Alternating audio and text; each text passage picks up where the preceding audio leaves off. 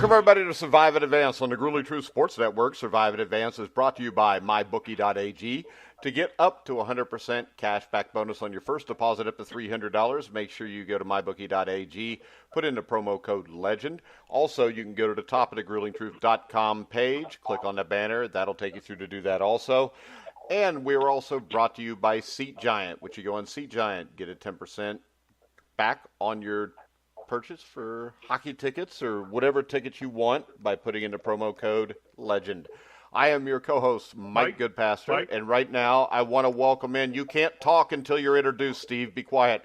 And I want to introduce my co-host, 1981 national champion, an all-around hockey connoisseur, and a member of the Indiana Basketball Hall of Fame, Steve Risley. How you doing, Steve? I'm doing great today. Learning about hockey, man. It's not a sport I'm very familiar with, but we got some experts on today. I think they're going to teach me what icing is. I'm not even sure what icing is. I know it has something to do with the puck crossing that blue line. I figured you'd say it had something to do with a cake, but my question was with Sea Giant, can we get 10% discount on NASCAR tickets too? I think they just do sports. All right. Today, we have a couple people that know a little bit more than Steve about hockey. First up, we got the Grueling Truth beat reporter in the NHL, Sam McGinnis. How you doing, Sam? I'm doing great. I'm pumped right now. All right. And we have a Columbus Blue Jacket beat writer. Help me welcome to the show. The only man who I've ever asked if he remembered Steve Risley, and he said yes, so we know how old he is. Help me welcome to the show, Stuart Mason. How you doing, Stuart? I'm doing pretty good. Thanks, fellas, for having me on. I really appreciate it. All right, so let's start off with the Blue Jackets. What now, Steve? Can I start off by asking my one intelligent question that I have? Oh, did you prepare all night to ask one intelligent question? Yeah. You'll be one up on all the other shows. Go ahead. I start off by talking about the fact that the Blue Jackets are doing so great. And is that part and due to the fact that they kept Panarin and Bobrovsky, who are free agents likely to leave at the end of the year? And they also picked up, I think it's Duhaney and Zingle. Is that what's propelling this team right now, the success they're having? Well, I tell you, it's been a season of drama, turmoil, and struggle. And I tell you, there was a lot of things going on, and there was a lot of people around Columbus, including the media, that thought that Jarmo Kekalainen was going to get rid of both of those players at the trade deadline. But then I guess management must have had a talk and said, you know what, let's go all in on this. So then, nobody really heard that they were trying to get Duchene or Zingle, who's a former Ohio State Buckeye hockey player. Nobody knew about that trade. There was other trade talk they were talking about. I heard Jonathan Quick was going to come in as a goaltender because, L.A. was struggling and they wanted to get rid of him. And I heard a lot of different things. But when they got Zingle and Duchene, and then they brought in Adam McQuaid as a defenseman, and then they got Keith Kincaid as another goaltender because he's got playoff experience. I said, okay, this team they're going for it. But I tell you what, I think Coach Tortorella, I think what he's done, he's a no-nonsense guy, and these guys know how he is. I think he just basically said, hey, guys, it's up to you guys whether you want to make the playoffs, because there was a time back in February where they were out of the top 8, and they were trying to play to get back in, and it came down between them and Montreal, and then they finally held off Montreal. But I tell you what, they're playing really well. It took a while for this group when they made the trade at the deadline, made those trades. It took them a while because there was some low losses and some low points, but they're really playing well. If you would have told me a month ago that they'd be 6-1 in the playoffs, I would have been laughing because they played Tampa Bay, who unquestionably has the most talent in the league and the best team, and they got some very good offensive weapons. When I saw that series, I couldn't believe some of the stuff that was going on. But this team is really, really playing well and playing the way we thought they would. And, like I said, even though they had that drama, turmoil, struggle all year, they still won 47 games. Yeah, and they had to win 7 of their last 8 games to get in, didn't they? Yes. They at the end there, it was funny because they had to go to the Rangers and they had to go to Ottawa. And those are two trips that really give the Blue Jackets fits. And they had to beat the Rangers in overtime, and then they went up and they just blasted Ottawa. But everybody said, oh, no, don't let it come down. Because they had lost that one game to Boston because they got blown out by Boston the last home game, which was a disappointment. And so everybody thought, oh, now we got to go on the road and win there. And they went and took care of business, and they've been taking care of business ever since. Yeah, and when you look at this, tonight will be the first time, I think, as a franchise, they've played in May. What is the atmosphere like right now in the city of Columbus?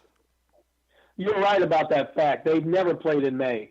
The atmosphere is great. I mean, they've had stuff on TV all week about merchandise just flying off the shelves. People who probably ordinarily wouldn't follow hockey because it's about Columbus. And you know, people have been getting to the games early because I know I get there early so I can get a good parking spot. And you know how us media guys are, we like to get things free, so I park on the street. So is there spread better than first four in Dayton? Yeah. Mm-hmm. Okay, because I know this. I went to the regionals in Louisville, and they actually they served the media hot dogs, Stuart. Did they? Yeah, it was hot dogs and salad. So you got like the most healthy thing you can eat, and then the least healthy thing you can eat. And I can tell you this: most of the media was eating the hot dogs. Yeah, and they should have been eating the salad. Yeah, they should have ate the salad, but you know when you got a choice there, Sam. I've got to bring in Sam McGinnis because we picked the playoffs at the start of this season, or at the start of the playoffs, and he told me, Sam, tell me if I'm correct or not, but you said they would get swept because of Bobrovsky. I did. I'm not exactly sure what he did to change, but he certainly changed from his history. Because if you look, his playoff history was abysmal until this year. So good for him, actually. All right. Yes, and you know he, you know the thing about Bobrovsky, he's more than capable. I mean, the guy led the league in shutouts with 9 this year, and you know, he's more than capable. But I think that contract's been weighing on him, and I think the Blue Jackets did not want to give him an extension until they saw what he's going to do in the playoffs. So he's actually helping his own cause right now. Yeah, and when you look at this, I think the two things that have stood out to me, and I'll give you the first one to talk about, Sam, is the Bruins' power play has been virtually non-existent in this series. The Columbus Blue Jackets penalty kill was good during the season. It's good now. I'm not too surprised by that. I know their power play is really good, but penalty killing for the Columbus Blue Jackets I don't think has really ever been a huge issue for them.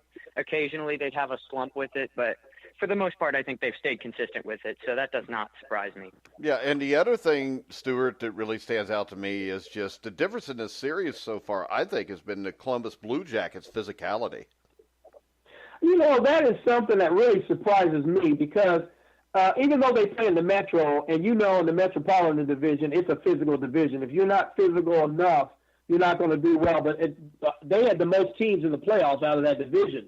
So it goes to show you. But that's what really surprised me about the Blue Jackets, because they're not really a physical team. But they've been able to manhandle Tampa Bay and Boston, two teams that finished higher than them, and two teams that are known to be physical. And, you know, and I agree with what Sam said. Now, the Blue Jackets have always been a good penalty kill. Their power play has always been what the question mark. Now, as far as that power play, I think you have to put that on Martin St. Louis. A lot of people might say Martin St. Louis, but it's St. Louis if you know you're French, Canadian. But he was brought in toward the middle of the season, and Nick Foligno and some of the guys have told me and other reporters that he has been the difference. Him and Tortorella go back a ways in history, and so he brought him in, and he has come up with some schemes to help the power play, and that's the reason why you see this power play is better than it's been in years. Yeah, when we look at this series, though, right now, the Blue Jackets have a chance to take a 3-1 lead tonight. If you look at this from the Bruins' perspective, I mean, other than just playing more physical, which is easy to say, I think David Pastrnak is a huge part of them if they want to win this series, Stuart. I agree with you. And his ice time, I don't have I might have the stat. I think I have. There was one game where his ice time wasn't high. Yeah. Let me see. What was his ice time? Let's see. The other night, Pastrnak. Let's see here. Well, he had 18 minutes. That's pretty high. That was like maybe the fifth or sixth highest on the team. But yeah, he's got to get going. That whole team's got to get going. And I'll tell you something about the Boston Bruins that surprised me the other night. I was sitting in the media overflow room the other night, and they were out playing soccer. What I mean by that is there were several players out in the hallway down from the dressing room playing soccer. I would think when you're down, when you're in a series, of course it was tied the other night before the game, but you're in a hockey series, you're playing soccer. I thought that was kind of weird, but maybe that's their way of warming up. I'm not sure. Well, I think you've just explained to me why the Blue Jackets are more physical. I mean, the Bruins are playing soccer. Come on, soccer? Well, that was the warm-up before the game. I just thought that was really different. Maybe that's their way. Like I said, that might be their way. I know there's some baseball teams that throw the football around. But, when you're in a playoff series like this, it's got to be all serious, and you got to be all in. And I'm really surprised how the Blue Jackets are playing. 6-1 in the postseason. If you would have told me that, I never would have believed it. Yeah, because the only thing I got on Sam is I thought the Blue Jackets would win at least one game against Tampa. I didn't see this coming. And, Sam, what do the Blue Jackets have to do? I mean, did they just keep doing what they're doing here to finish off this series? Or do you think there's something else that could be added here to help them? Because I don't think the Bruins are going to go down without a whimper or with a whimper. No, you're absolutely right. Just like we saw with the Maple Leafs, one of the greatest assets the Bruins have is they're really good at adjustments. So I think they'll definitely here at some point adjust to the Blue Jackets in one way or another. So I think definitely for the Blue Jackets, do what works until it doesn't. And at that point, you can adjust whether that means defensively or offensively. But currently, as them, I wouldn't change anything because this is the first success you've really seen in the postseason, and you do what works and you leave it alone until it doesn't. So, Stuart, if you're the Bruins, what do you expect the adjustments would be? They're having some problems in the defensive zone. Matter of fact, the other night in the locker room, I talked with Brandon Carlo and also with Jake DeBrusk, and they said that for some reason their power play is not working in the playoffs, and their special, their penalty kill, because they were two of the top teams in the league, and in those two special areas, they said they've got to stop taking these silly penalties, and they said that they're ringing the posts, which they're hitting a lot of posts, so they think they can get the puck past Bobrovsky, but he's been awfully tough. I tell you what, he made 3 or 4 saves the other night that could have been goals, and he's playing his best right now. And I tell you what, he's been a tough nut to crack because he's the reason. You have to have your goaltender steal a few of these games, and that's what he's been able to do. So when we look at this series going forward, how important is this game tonight, Stuart? Is this a must-win for the Blue Jackets? You need to go up 3-1 here, or what's your take on this? Because my thought would be when you look at this, the Bruins have been the better team for the majority of the season. So if the Bruins get a win here, they go back home, they got home ice, there could be difficulties. And it still sticks out to me that the Blue Jackets let game one get away or they'd be up 3-0 right now. You're right about that. Somebody mentioned that the other night. We were standing out there waiting to go in the locker room. There's always a cooling off period. And one of the Boston guys said, you know what, the Blue Jackets should be up 3-0. And they should. They should have won that first game. But, you took them into overtime. Okay, you showed everybody you could play with the Bruins. Then you come back the next night and you win in double overtime. So, they're proving to people. But I think that tonight, people are believing in the Blue Jackets, but to really get them to believe, you need to win this game right here. And then you go to Boston 3-1. Okay, if they win Saturday 3-2, you come back, you can clinch it on Monday. All right, Sam, You feel the same way Stuart does, or something different? I agree. So the real thing for me, though, is the Blue Jackets this year, it's cup or bust, really, because they paid all of these different things for all these additional agents that he's been talking about in trades and stuff, and a couple first-round picks gone, a couple of good players and prospects gone. I just, like, if they don't win the cup this year, there's a lot of, like, they've had success, but they might be trading away quite a bit of their future. Stuart, do you agree? Yeah, he's right. They gave away some first-round picks and some future They players. paid too much for Duchesne. Yeah, and the thing with this, I'll tell you something. I don't know if you guys know, but the Blue Jackets minor league team up in Cleveland, the Cleveland Monsters, they're in the playoffs as well. There's a lot of talent that's young that's coming. And I've been hearing things like they want to sign Duchesne, they want to sign Dzingel. So, they might, and there was an article in the paper yesterday about with all this success they've had in the playoffs, all this revenue that the front office is making now. So they've got money to spend. That's not an issue. All right, so as a fan, Sam, would you rather see them all in to take a shot at the cup like this, or would you rather not made those trades and stayed pat? With their history, I'm cool with the cup or bust, honestly. Yeah. And Stuart? That's just how it is for me. Yeah, Stuart, I'm a Cincinnati Bengals fan. I'd be all right with the cup or bust attitude also. I am. I've been blessed being one of the few reporters that's been there from the beginning. I've seen the good, the bad, and the ugly. And in the early years, they were awful. But, I was trying to learn the game, and I was learning the league and the players. And, I enjoyed the NHL. They treated me really well.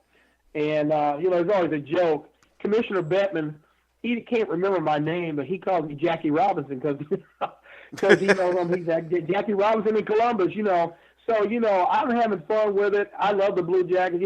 I get to cover all the teams I like.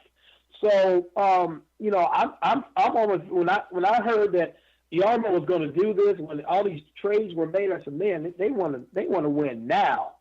And you only have so much. There's only so much. And Sam and Steve agree with this. There's only so much of a window that you have to win. Like look at the Reds. Yeah. They had those windows when they had Brandon and all those guys. They couldn't do it. They had trouble getting out of the first round. And everybody felt if the Blue Jackets could just get out of the first round, they would be okay. And they've done good. And I'll tell you something else. Remember when the Blue Jackets used to be in the Western Conference? Yeah. That was terrible because the Blue Jackets, I always said if they could play in the East, they would be better because they always played good against the Eastern teams. And now we're seeing this because they're in a tough division, the toughest division in the league. And they're holding their own. They're getting in the playoffs 3 years in a row. Who would have thought that? This team the fans have waited so long for this, and it's probably coming to fruition right now. Because, I never would have thought they would beat Tampa Bay and Boston, two of the better teams in the league and two with storied histories. All right, let's go on and let's talk about who, if they win, could beat their next opponent, which would be the Carolina Hurricanes or the New York Islanders. The Hurricanes upset the Capitals in 7. The Islanders sweep the Penguins. So you would think coming in, Stuart, that this is kind of a no-brainer. And with the injuries and all the adversity the Hurricanes have had to overcome, I think the Hurricanes it just sounds a little crazy, but just with the adversity, they may be a bigger shock to be in this position than what the Blue Jackets are in right now. Well, the Blue Jackets have had problems with Carolina and the Islanders. Now, of course, like we said, they're in the same division, so those teams, there's no secrets. They all know each other. And the Blue Jackets, when they've been able to beat those teams, they've only been able to beat them when they've been able to score first. Usually if they're behind, those other teams, the Islanders and Carolina, they know how to shut them down. And, going forward, like they say in the Stanley Cup, it gets tougher each round. I've always thought Boston was better than Tampa Bay because of their defense, where they play defense. Now, if you go to the next round, Carolina and the New York Islanders are going to be tough. So, I'm shocked that Carolina's up 3-0 against the Islanders, who are pretty good. and Barry Trotz is the coach who won a Stanley Cup with Washington last year. But anything's possible. And I tell you what, Rod Brindamore, he's got that team going. I mean, he's a former player. He played there. It means a lot to him. And he's another one of those guys that makes players accountable, like Tortorella. And so, Carolina last year, they just missed out, but they made they brought in some players to help them, and they got a lot of good young talent too. But yeah, the Blue Jackets, if they get to the next round, it's going to be tougher because those two teams play really good defense. Yeah, and when we look at the Hurricanes-Islanders series, Sam, the thing that stands out to me is, like I said, Carolina has to overcome a ton of adversity, and it seems like the 3 games there hasn't really been a rhythm to them, which I think has kind of put the Islanders out of sorts. Yeah, it's just been weird because at this point I figured, it was going to be a good series because of the way the Hurricanes beat the Capitals, but I thought it would be like 2-1 Islanders right now because I was not expecting Carolina to be able to break through that defense and Robin Lehner and that, the goalie. So for me, the diversity thing, two things happen when diversity comes to a team. They either feed off of it and it makes them better, or they completely collapse. And we're seeing kind of both of those in this scenario. Yeah, and when you look at this going forward, Stuart, number one, it's 3-0. Now, there have been teams all the way back to 1975 that have overcome 3-0 deficits in the NHL playoffs. Do the Islanders have any shot here? Because at 3-0, they've got to play 2 games in Carolina, and Carolina's home ice advantage is as big as anybody's. Carolina's tough at home, and the Blue Jackets have found that out going down there. That's always been kind of a rough trip for them. When you're down 3-0, the margin for error is very, very small. You can't get behind. If you get behind no more than maybe 1 goal, you really don't want to be behind in any games because in hockey, it's tough to score 1 goal, more or less 2 or 3. I just don't see the Islanders coming back. But, if anybody could do it, they could because they play good defense. But like you said, they're going on the road, and it's going to be tough. I think Carolina's got that in the bag. And like you said, there's very few teams that come back from 3-0. We heard that when the Blue Jackets went 3-0 on Tampa Bay. But you could just tell that Tampa Bay, they were not coming back against the Blue Jackets. The Blue Jackets had their mind. They were playing well, and they were not going to let that team come back on them.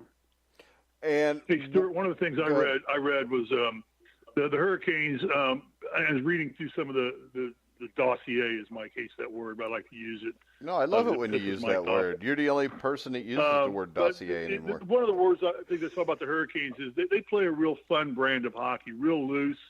I think one writer labeled them a bunch of jerks, which does that play? The first thing that comes to my mind is the Charlestown Chiefs, and who knows who the Charlestown Chiefs are? Slapshot. Slapshot, exactly. They play that kind of hockey. Do they play that kind of hockey, and is that an advantage to them that they play real loose, fun hockey and seem to not really worry about things?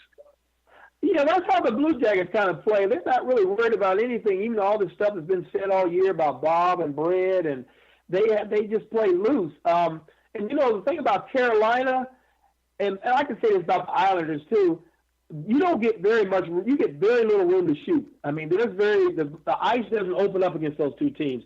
They know how to close teams down. That's why I was saying you can't get behind against those teams because they know how to shut you down. Yeah, they do play kind of loose. The games I've seen Carolina play Columbus this year, they play very loose. It might be because of Rod Brindamore. He's just letting them play, but that he's making everybody accountable too. Yeah, we have a question from a listener, Barry Morrow from Columbus, Ohio. He wants to know if Stuart and Sam believe the Blue Jackets are going to finish off the series and beat the Bruins. Ooh. Okay, this is Stuart. I think that the Blue Jackets it's going to be 4-2 Blue Jackets. I think Bruins have one more win in them. All right, Sam. I would say similar, except I'd go for 7 games. Okay. All right. So I can see that. Mike, you didn't want my Yeah, the adjustments of the Bruins is where I'm at. All right, Steve, what'd you say? You didn't want my opinion? Sure, Steve. What's your opinion? I don't have an opinion. That's why he didn't ask for it. All right. With Columbus. I'm going with Columbus because the intelligent people on this conversation say Columbus. And one thing I've learned is never argue with somebody who's smarter at what you're talking about than you are. So I go with them. Unless it's Mike, I'll argue with you. No, yeah, but it's been proven that you're not as smart as me. I mean, Stuart, this is a man in Steve Risley who picked the Cavaliers to beat the Warriors last year. He picked Michigan to beat Villanova. Yeah.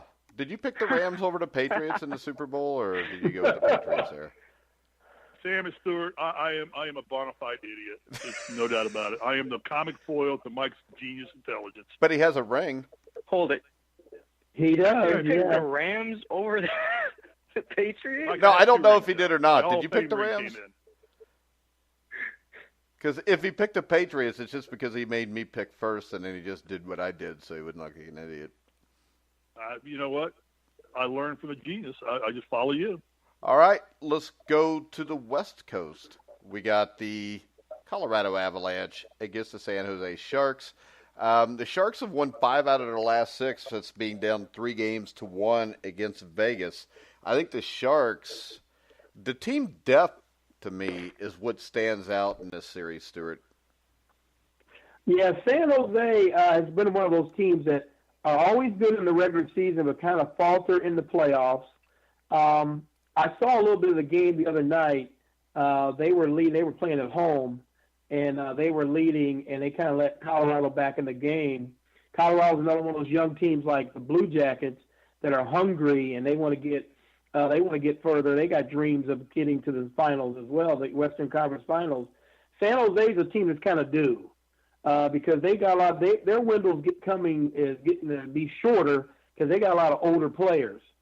And so, but I tell you what, that's a good series. But San Jose, I think, will come out of that series. All right, we've got Game 4 tonight, Sam. And I would think if the Avs are going to win this series, they must win this game tonight. Absolutely. The kind of momentum the Sharks are showing, you have to immediately stop it or you're done. I like San Jose, though, because they're like the only team performing as advertised so far. Do you like San Jose tonight, or you just like San Jose for the series?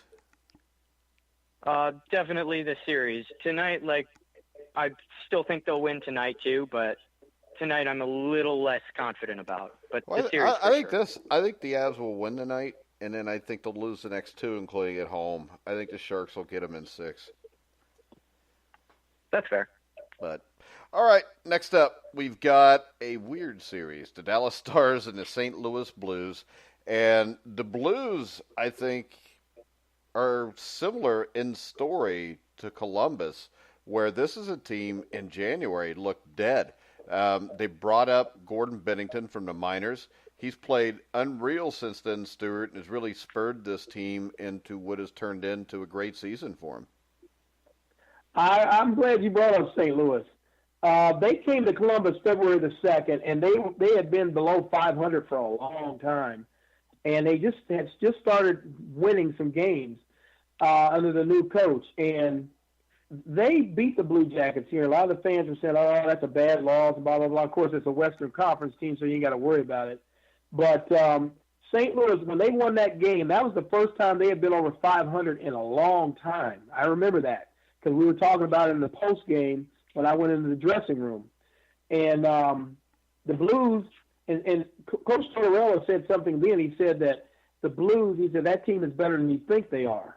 And, because coaches, they see things on film that we don't see. And so he said that team, that's not going to be the last we heard of that team. And he's right, because they're in the playoffs.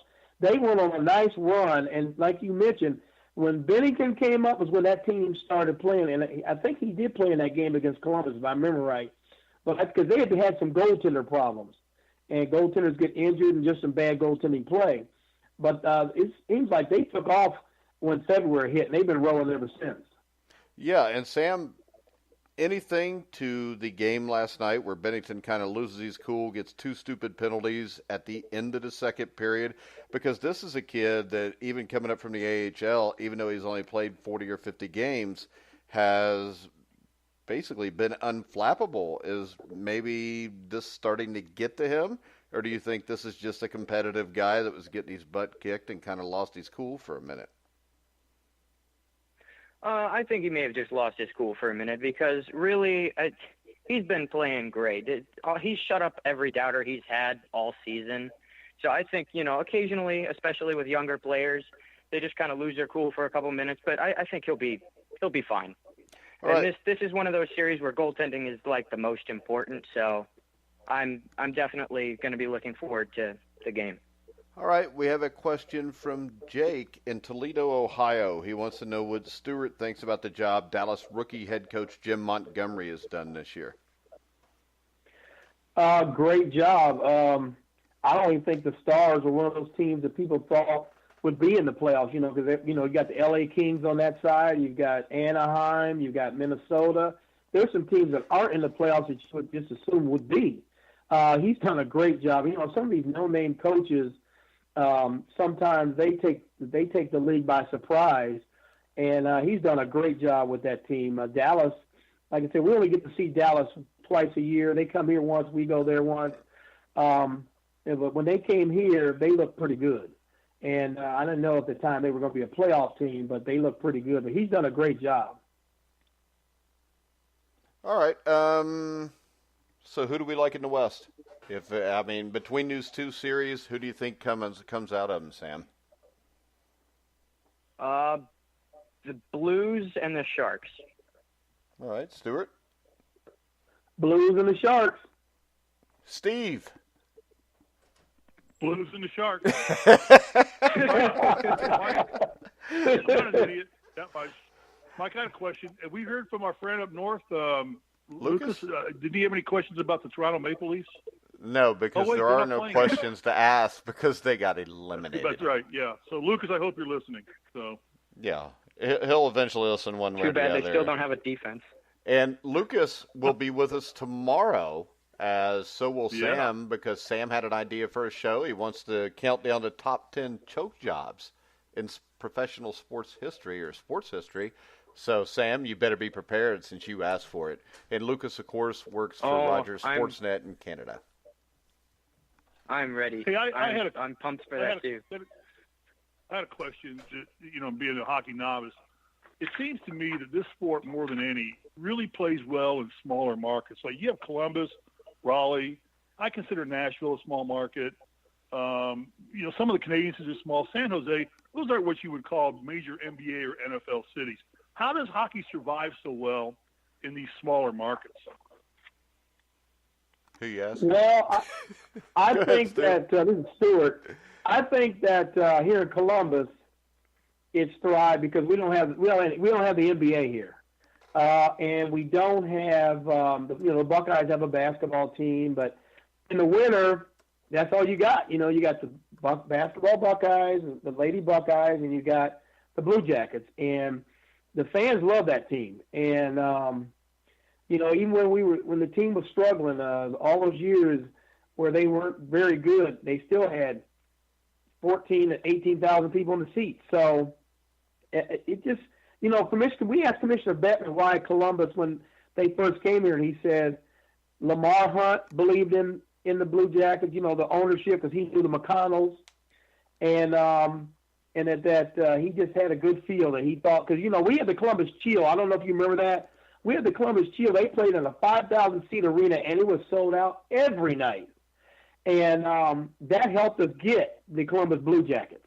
The Chill did, because their games that was minor league hockey, but they sold out every game. And they played over at the Fairgrounds Coliseum, which is still around. They play basketball there. And it's part of the Fairgrounds Coliseum, or Fairgrounds here at the State Fairgrounds here in Columbus. And that's one of the reasons why we got the Blue Jackets. And so Commissioner Bettman, a lot of people say, why is Columbus in the NHL?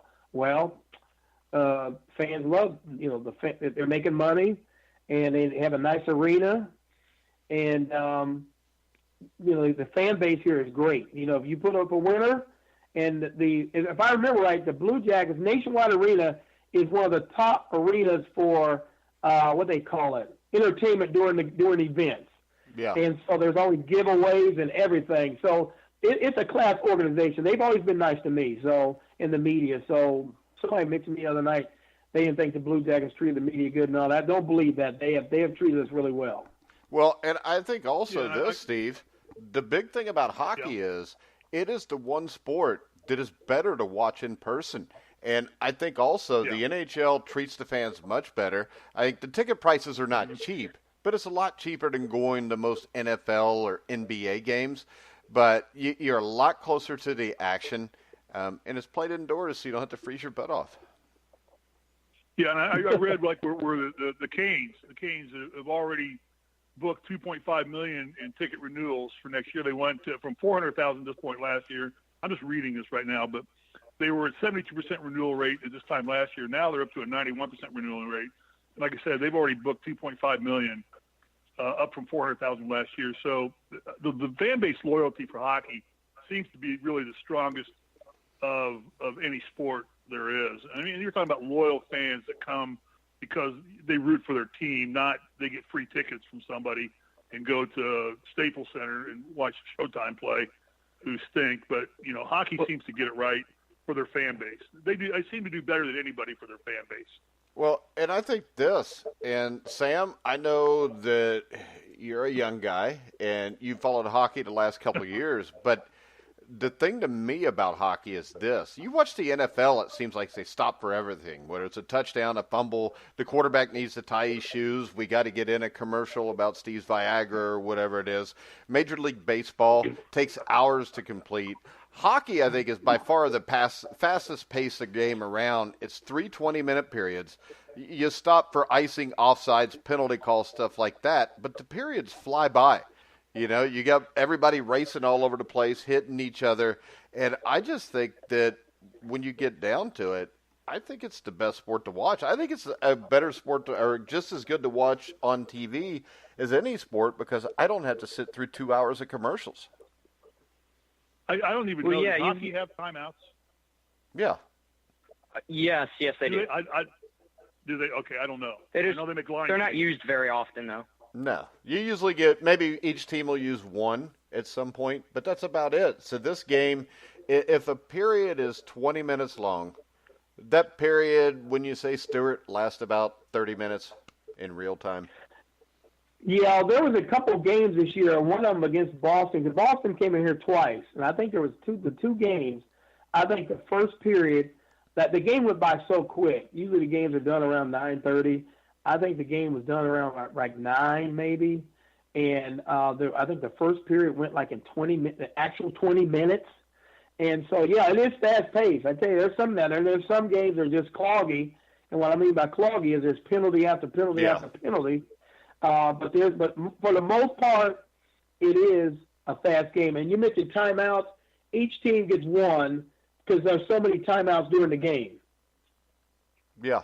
And you don't have a commercial break at the 16-minute mark, the 9-minute mark, and the 5-minute mark, and 5 timeouts for each team.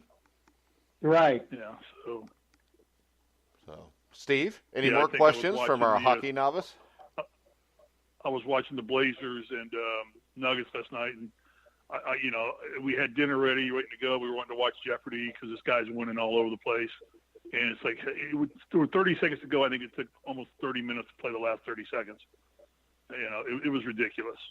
They dribble down, call a timeout, 2-minute timeout, dribble down, call a timeout. It just slows the game down so much that you don't enjoy watching it. You just want to get it over with. Yeah, I'd say, Stuart, if you live in Cincinnati and you cover the Reds, but you also cover the Blue Jackets, you probably get home at night sooner from a Blue Jackets game, which is an hour and a half away, than you do a Reds game, don't you? Yeah, so usually, because I got a lot of network stuff I got to do. I got to get audio, and sometimes I got to do voicers and stuff, and then I got stuff at the station I got to do. I'm usually home in my bed probably between 11:30 and midnight. Now, if I go cover the Reds, and you never know, sometimes the Reds have these rain delays where the game's over at 1 o'clock in the morning. You don't get home until like 4 o'clock. So, yeah, I enjoy doing the Blue Jackets a lot better than I did the NBA or MLB. All right, so let's do this. Who do you got in the Stanley Cup Finals, and who wins it all, Stuart? Oh, wow. This is I would say... See, I like to do this because we're going to have you on in a few weeks, and if you were wrong, I'm going to grill you about it. Well, let's see. Stanley Cup, I'm going to go with the Blue Jackets and the Blues. Make it all blue finals. All right. Sam? Wow. I can respect that. That would be my second. I would say the Blue Jackets and the Sharks. Okay. That's a good matchup. Steve, you're next, and now you have a problem because they've each picked a different team. You can at least pick the Blue Jackets. From what I've read, Carolina's probably a little stronger team than Columbus. Columbus is playing hot, playing a little bit above their heads right now. But from what I've read, again, I don't know what you guys know, but just what I tried to read and learn up to be somewhat intelligent, Carolina is pretty much in this thing for the long haul. They're pretty dominant. They're playing loose hockey. So I'm going to go with Carolina there. And it seems to me, again, from what I've read, San Jose is the strongest team in the West. So I'm going to go with San Jose and Carolina. Sorry, guys.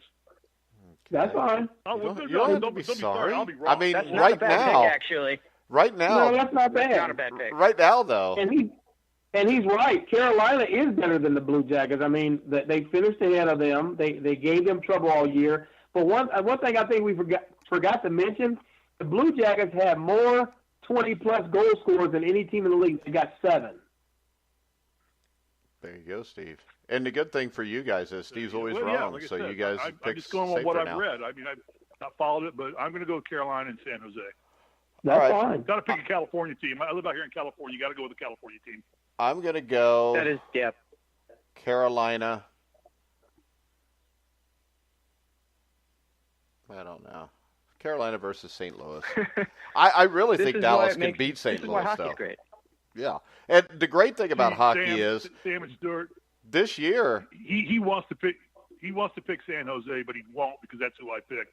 He never wants to admit that he's stupid as I am. well, I don't want to pick Uh-huh. San Jose because but he won't do it. So I don't he's want to gonna pick go with San St. Louis. Jose. No, I want to go 'Cause with he St. just Louis. never admits Whoever he's- wins the he's St. Louis stupid as I Dallas am. series. How about that? Whoever wins St. Louis Dallas, I think, will go on and win the Stanley Cup. Ooh. So I everybody- wonder how the Keep that league. Bishop with a ring.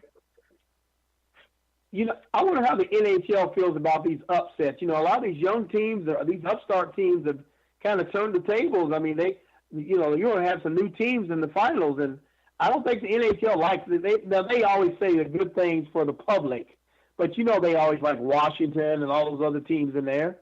Yeah, and Vegas last year, they probably got pretty good ratings off of that. And what happens if they get a final of Columbus against St. Louis? Now, Batman is smiling for the cameras, but in closed doors, he's going to be angry. Actually, Carolina San Jose may be even worse for him. Yeah, that would be worse. Because St. Louis is, I think, is a bigger market than San Jose. Yes. Sure, definitely. St. Louis is a good market. So I'm hoping for Columbus against somebody, though. I hope they go ahead and continue that. Stuart, we'd love to have you back next week so we can do a little update. That's fine. Just let me know. All right. Steve, any final words? No, thank you guys. Great show. I mean, I learned a lot, and I'm going to try and watch a couple hockey games between now and next week, Stuart, and try and be a little bit more intelligent, which is hard for me to do. I thought you were okay today. That's no problem. And I was glad I had a chance to talk to you. And, I do remember you. That's sad. Why is it sad? The only person who really remembers me is Mike and my wife for 35 years. So, other than that, I'm a forgotten man. Yeah. Stuart, did you know in 1977, Risley was like the biggest thing in the state of Indiana, and he went to the semi-state, the Sweet 16, and he lost to a team from Aurora that had nobody over 5 feet tall. Is that true? Well, they didn't have anybody over 6'4", but yeah, it was a small. It was kind of like a Milan story. But it was much a kind of a mini Milan story. We got beat by a team that played better than us that day. They deserved to win, and bully for them. But I will never let you forget it. Legend and lore of Indiana high school basketball.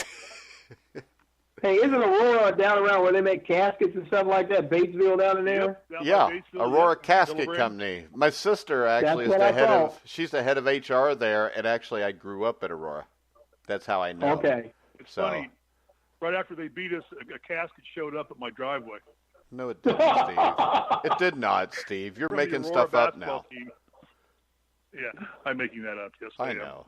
All right, guys. We're going to wrap it up. I want to remind everybody you can hear all of our shows on iHeartRadio, Spotify, iTunes, TuneIn, Spreaker, Stitcher, Zeno Live Radio, and over 220 other media outlets. We're not going to bring up right now because then a show would last another 30 minutes. So we're going to wrap it up. I want to thank our guests for coming on today. Me and Steve will be back tomorrow at noon with Lucas Weiss from Rogers Sportsnet and our own Sam McGinnis to talk to top 10 sports choke jobs in history. So for Sam McGinnis, Stuart Mason, Steve Risley, I'm Mike Goodpaster. You've been listening to The Grueling Truth, where the legends speak.